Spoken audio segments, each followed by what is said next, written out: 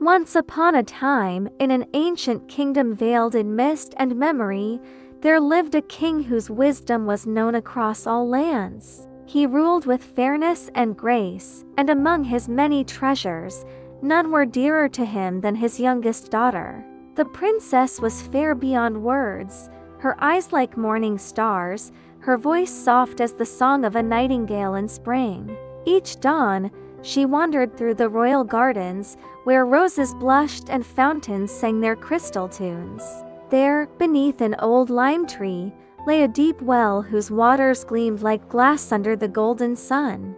The princess would sit beside it, tossing her golden ball high into the air and catching it again for simple delight. One fateful morning, as she played, her fingers slipped, the golden ball arched too high and vanished into the well below. She peered into the dark water, but the treasure was gone, swallowed by the silent depths. Her heart broke, and tears fell into the well like tiny pearls. "Oh, my beloved golden ball," she cried, "my father's gift now lost forever." As her sobs echoed through the trees, a strange croaking voice called out, "Why do you weep so, fair princess?" Startled, she looked around and saw no one until a small green frog emerged from the shadowed water. He blinked his round golden eyes and spoke again, "Tell me your sorrow, and perhaps I may help." The princess gasped, "You can speak? Oh, dear frog, I have lost my golden ball into your well." The frog nodded slowly. "That is not such a heavy task. I can fetch it for you if you will grant me something in return." "Anything," cried the princess. "Jewels, silk, my crown, whatever you wish." The frog's eyes glimmered. "I do not desire your riches, but your friendship," he said. "If you will let me be your companion, sit beside you, eat from your plate, drink from your cup, and sleep upon your pillow, then I shall dive down and bring back your golden ball." The princess frowned in disbelief. "A frog, my friend? How absurd," she thought. But aloud, she said sweetly, "Of course, dear frog. Whatever you ask, only bring me my ball." Satisfied, the frog smiled and plunged into the depths with a soft splash. For a time, the princess heard nothing but the faint echo of dripping water. Then, from the well's darkness, the frog rose again, holding the golden ball in his mouth. Overjoyed, the princess seized it from him and cried, "Oh, thank you, dear frog," before running back toward the castle.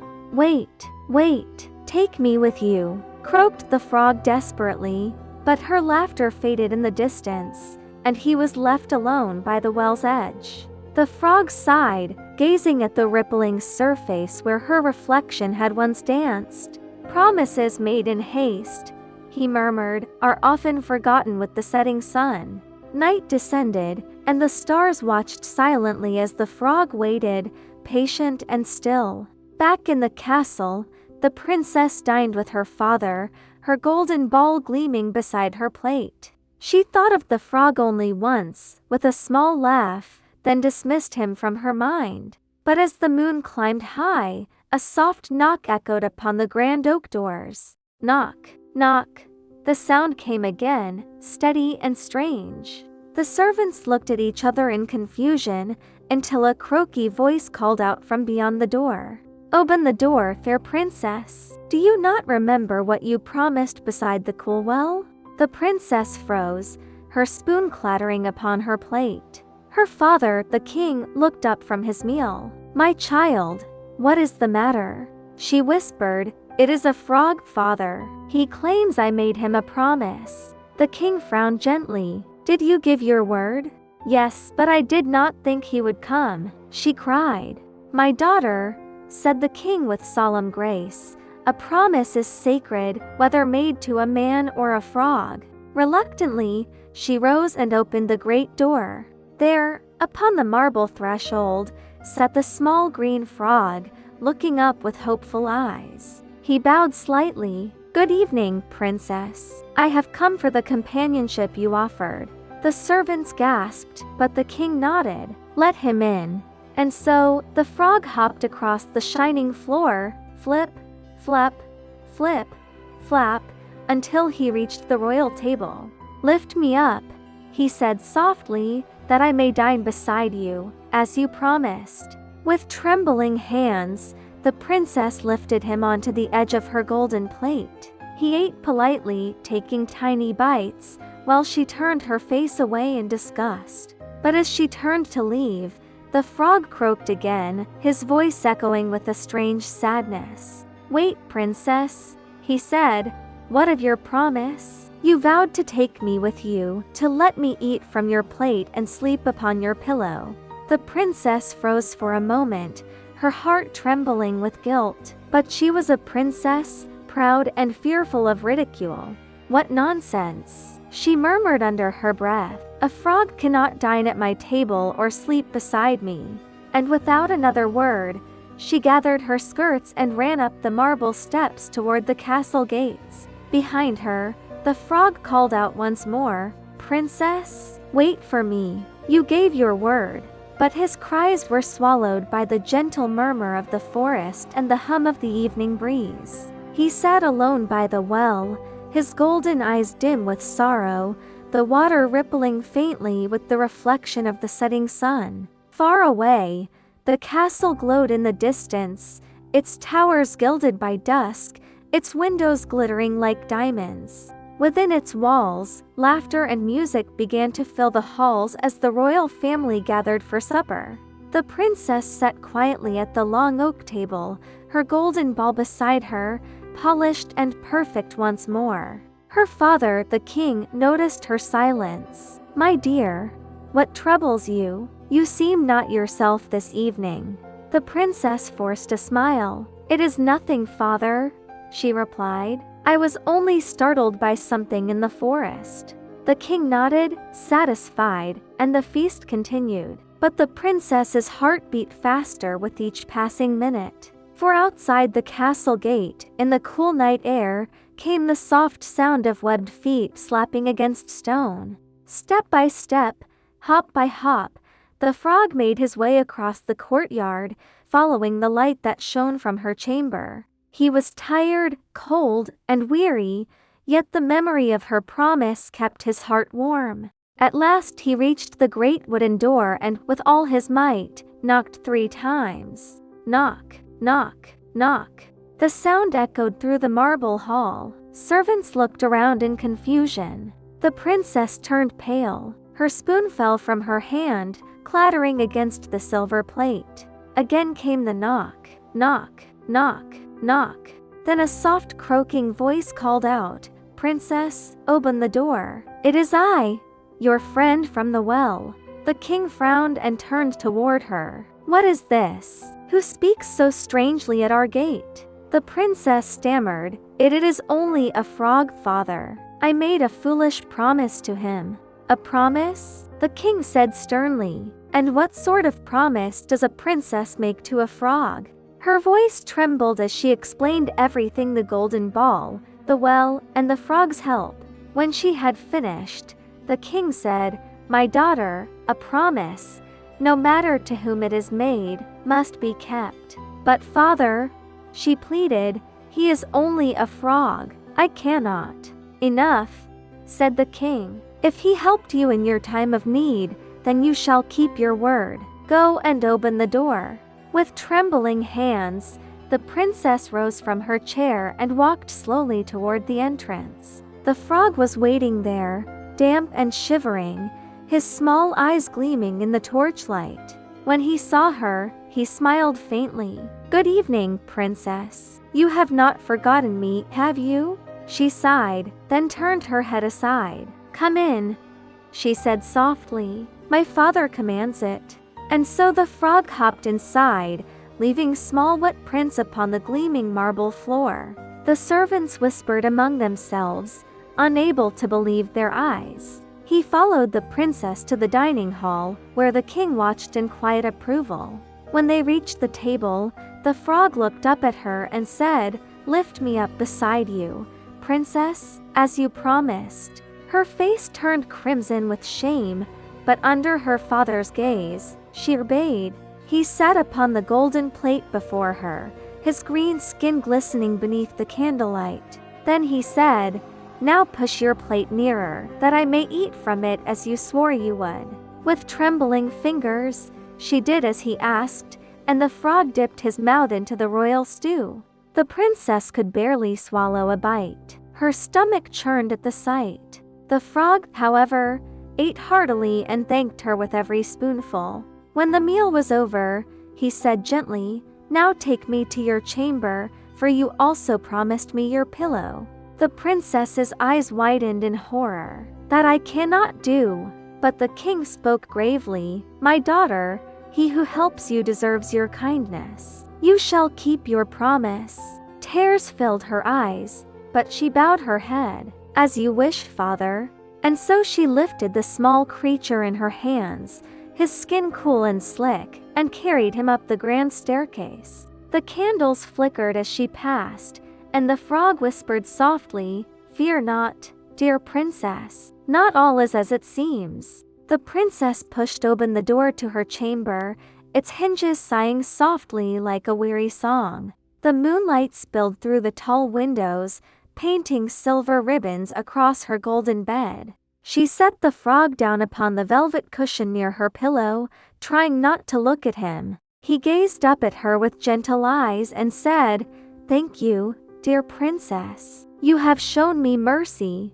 But she turned away, her voice trembling. "Sleep if you must, but speak no more to me tonight." The frog bowed his small head. "As you wish, my lady. I shall trouble you no further." The night grew deep and quiet, save for the soft hoot of an owl beyond the window. The princess lay awake, staring at the ceiling, her mind restless and her heart uneasy. Beside her, the frog did not sleep either. He sat motionless, gazing at the stars through the glass. A single tear rolled down his green cheek, catching the moonlight like a tiny diamond. Then, softly, he whispered words no one had heard in 100 years. Ancient words of longing and sorrow, carried on the hush of midnight. As he spoke, the candles flickered, and a faint golden light shimmered around him. The princess stirred, half dreaming, hearing a sound like music beneath the water. But when she looked, the frog was still there, silent, small, and still.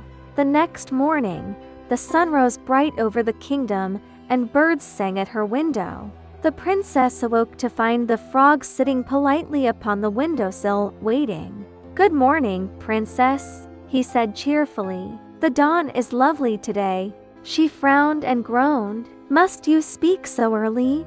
"I only wished to thank you," he replied kindly, "for allowing me to rest within your chamber."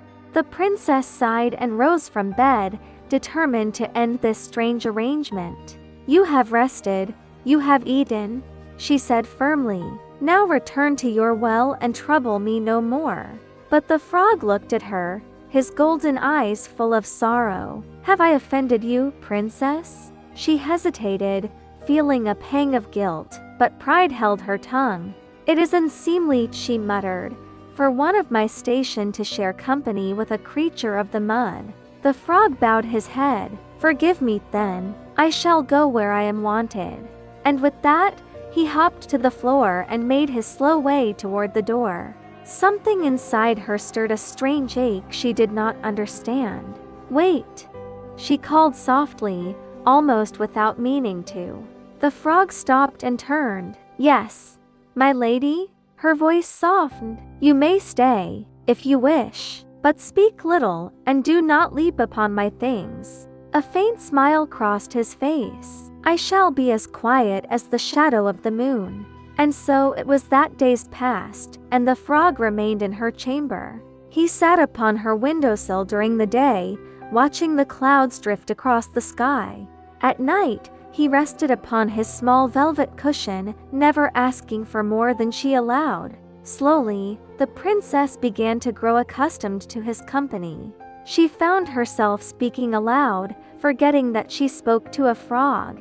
He listened always with patience, never interrupting, never mocking. One evening, as rain pattered gently upon the glass, she asked, Do you never wish to return to your pond? The frog smiled sadly. My place is here, so long as you allow it. The pond holds only echoes of what once was. There was something in his tone that made her heart tighten. Tell me, she said, were you always as you are now? The frog looked away. No, princess. Once, long ago, I walked upon two legs and wore a crown of my own. Her eyes widened. Then you are a prince, he finished quietly, cursed by a witch whose heart was darker than night. The room fell silent save for the whisper of rain. The princess stared at him, wonder battling disbelief. Can the curse be broken? She asked at last. The frog nodded.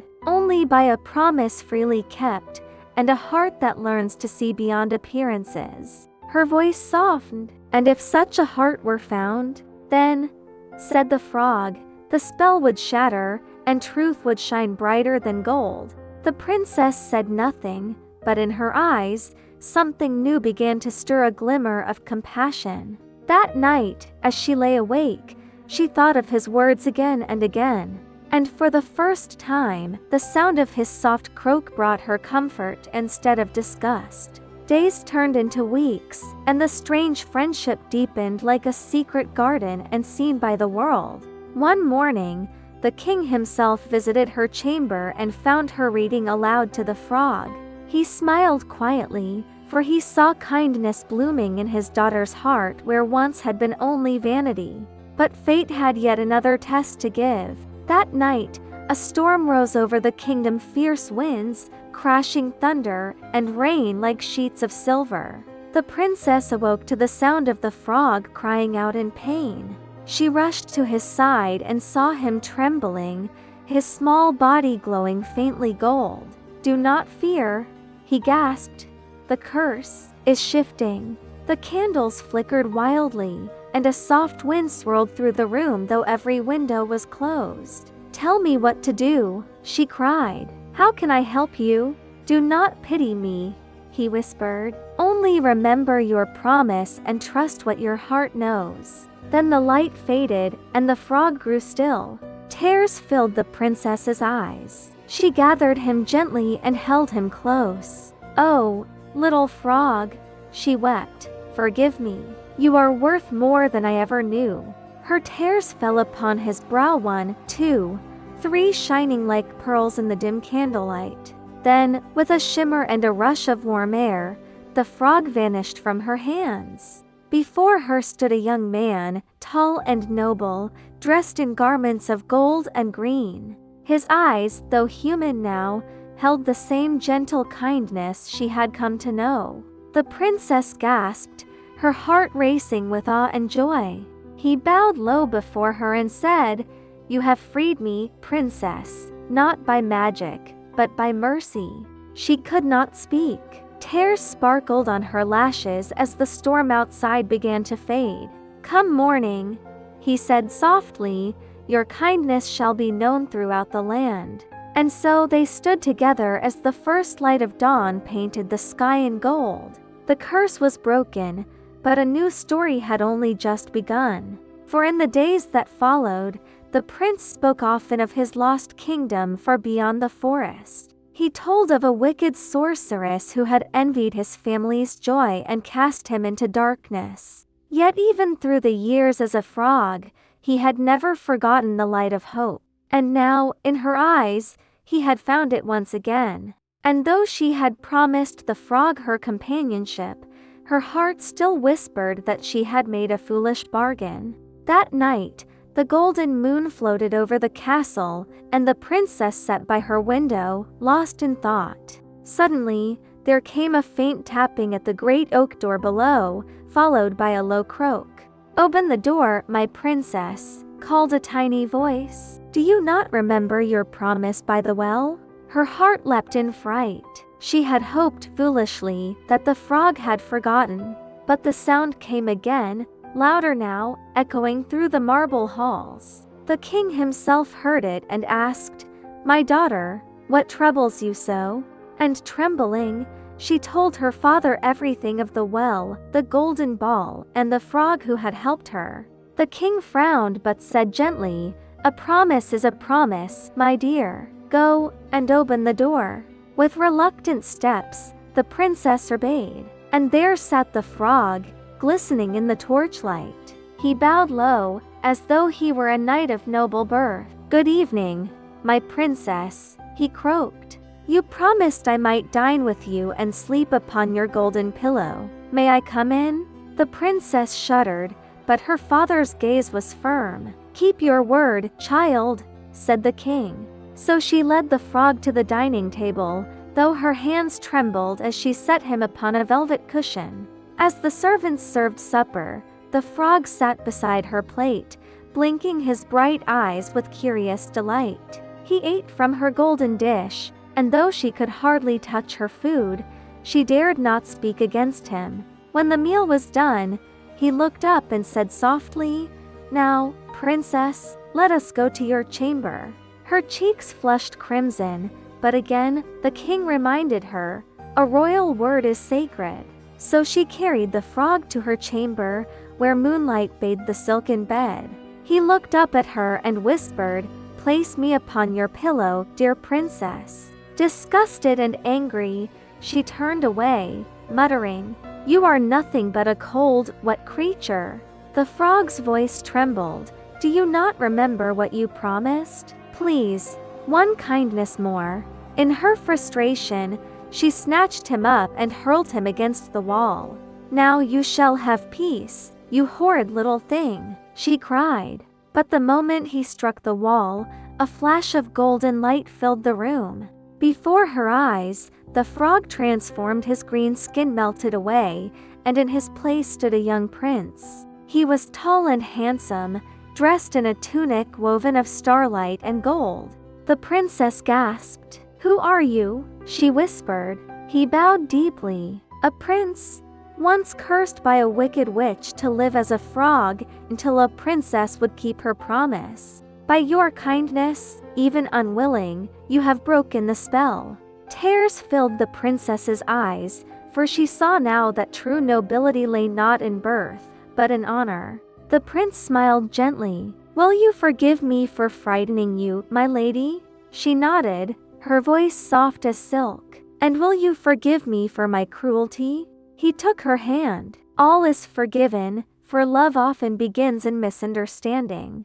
That night, they spoke for hours beneath the silver moon, and laughter returned to the castle once more. By morning, word spread through the kingdom that the princess had found her prince. The king rejoiced, and bells rang from every tower. A grand wedding was held, with roses blooming even in winter's heart. The prince and princess danced together, and those who saw them swore they had never seen such joy. And so the curse was ended, not by magic alone, but by a promise kept. In time, the tale of the frog prince became legend throughout the old kingdom. And it was said that whenever one keeps a promise made with a pure heart, magic still stirs in the air. For in that kingdom of silver forests and crystal lakes, love had once again proved stronger than enchantment. The celebration lasted for 3 days and 3 nights, with music that drifted through the meadows like ribbons of gold. Minstrels sang songs of the frog who became a prince, and the people cheered until their voices grew hoarse. Every window of the castle shimmered with candlelight, and even the stars seemed to twinkle in tune with the joy below. At the height of the feast, the prince stood and raised his goblet high, thanking his father-in-law, the wise old king. "My king," he said, "your daughter has shown me that courage and compassion can lift any curse." The king smiled, pride gleaming in his eyes. "And you, my son, have shown that humility is the crown of all princes." As the hall erupted in cheers, the princess took her husband's hand, feeling warmth spread through her heart. Later that night, under the silver canopy of stars, they stepped into the royal gardens. The fountains still shimmered like glass, and the old well, the place of their fateful meeting, stood silent and deep. The prince gazed into the water, his reflection clear as moonlight. "Here," he said softly, "my life began anew." The princess smiled. Then let this place be sacred, that no one forgets what a promise can do. From that day forth, travelers said that the well glowed faintly at night, as if remembering their love. Years passed, and peace reigned in the old kingdom. The prince and princess ruled with fairness and grace. The people prospered, and children laughed through the streets, singing of the frog prince and his golden bride. Yet even in happiness, they never forgot humility, for they knew that blessings were kept by gratitude.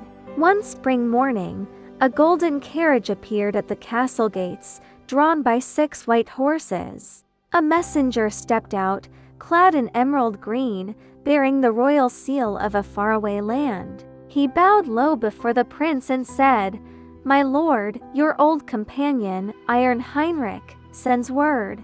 At the mention of that name, the prince's eyes shone. Faithful Heinrich, he was my servant before the curse. He bound his heart with iron bands so it would not break when he thought me lost forever. The messenger smiled. "He has arrived, my lord, and awaits you in the courtyard."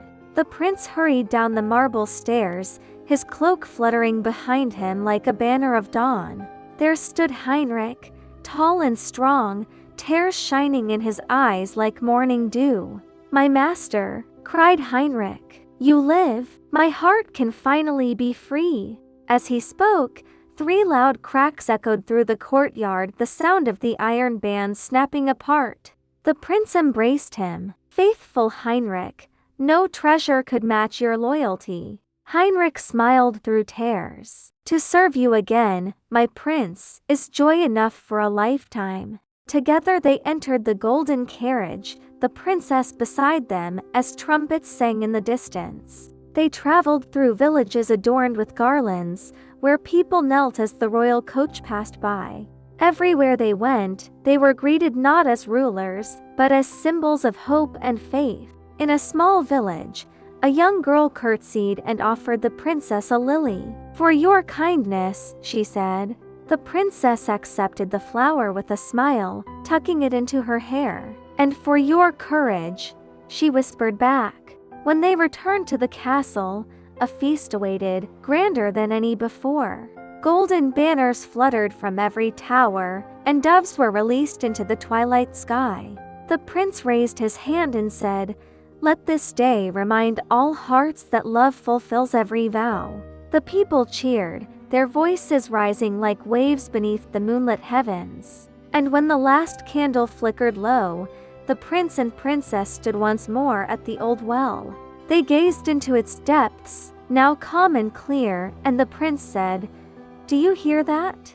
The princess listened. Far below, it seemed, came the faintest echo of a frog's croak, soft and distant. She smiled. "Then perhaps, dear heart, magic never truly leaves us." He took her hand. "Nor do promises, once spoken with truth."